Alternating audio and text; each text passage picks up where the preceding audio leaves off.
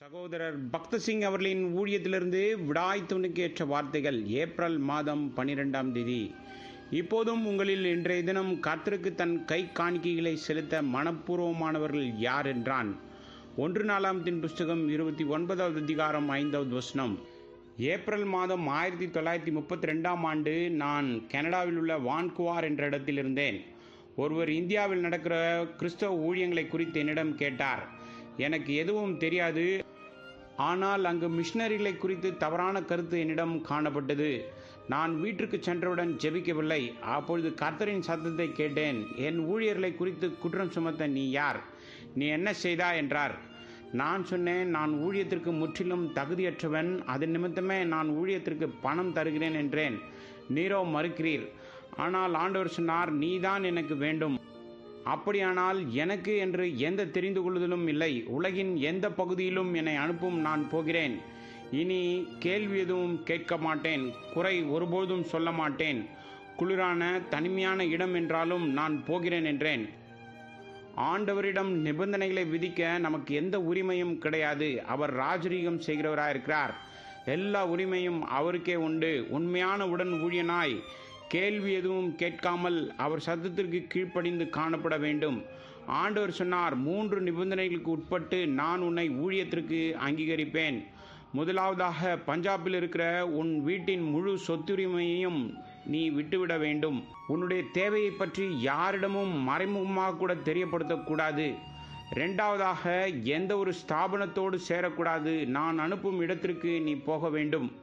3வதாக, உன் சொந்த திட்டத்தை செயல்படுத்தக்கூடாது. ஒவ்வொரு படியாக நானே நடத்துவேன். ஏப்ரல் மாதம் 4ஆம் தேதி 1932வது வருடம் நான் தேவனுடைய அழைப்பை முழு நேர பணியாக ஏற்றுக்கொண்டேன்.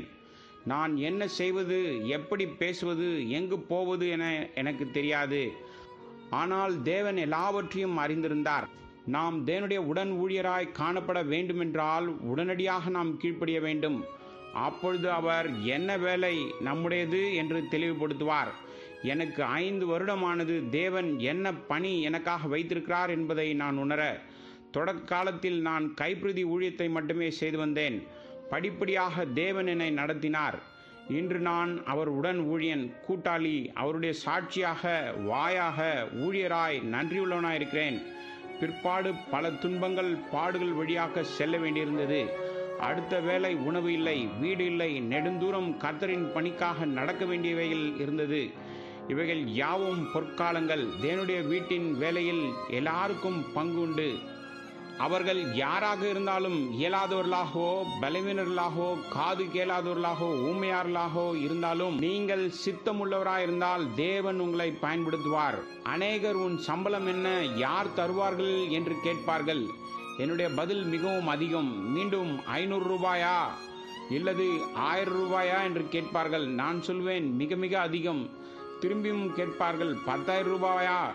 இல்லை, இன்னும் அதிகம் என்பேன். என்னுடைய தேவைகளுக்கு அதிகமாக அவர் எப்பொழுதும் கொடுக்கிறார். உங்களோடு தேவன் ஊழியத்திற்கு என்று பேசினால் உடனடியாக ஒப்புக்கொடுங்கள். உங்கள் இருதயத்தை கடினப்படுத்த வேண்டாம். உங்கள் மதியினத்தையும் இயலாமையும் பலவீனத்தையும் நீங்கள் பார்க்க வேண்டாம். ஆண்டவரே, சேவைக்கென்று உம்மால் பயன்பட விரும்புகிறேன் என்று அர்ப்பணியுங்கள், ஜெபியுங்கள்.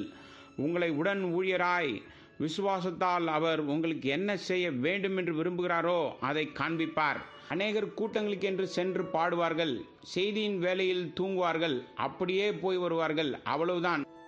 ஜபத்தின் மூலம் என்னுடைய பங்கு என்ன என்று கேட்க மாட்டார்கள். கர்த்தருடைய வீட்டில் கிறிஸ்துவின் தலைமையின் கீழ் எல்லாருக்கும் ஒரு பங்கு இருக்கிறது. கிறிஸ்துவுக்குள் உன்னதங்களிலே சகல ஆவிக்குரிய ஆசீர்வாதங்களினாலும் நாம் மகிழலாம். ஆகவே முதலாவது, உங்கள் பாவம் மன்னிக்கப்பட்டதா, நித்திய ஜீவன் பெற்றுக்கொண்டிருக்கிறீர்களா என்று அறியுங்கள். அப்பொழுதுதான் அவர் உங்களை பயன்படுத்துவார். நீங்கள் கொடுப்பதை பெற்றுக்கொள்வார், இல்லையென்றால் தொடக்கூட மாட்டார். ஆதலால் தான் நாங்கள் சொல்லுவோம், மறுபடியும் பிறந்தவர்கள் மாத்திரம் காணிக்கையை கொண்டு வாருங்கள் என்று.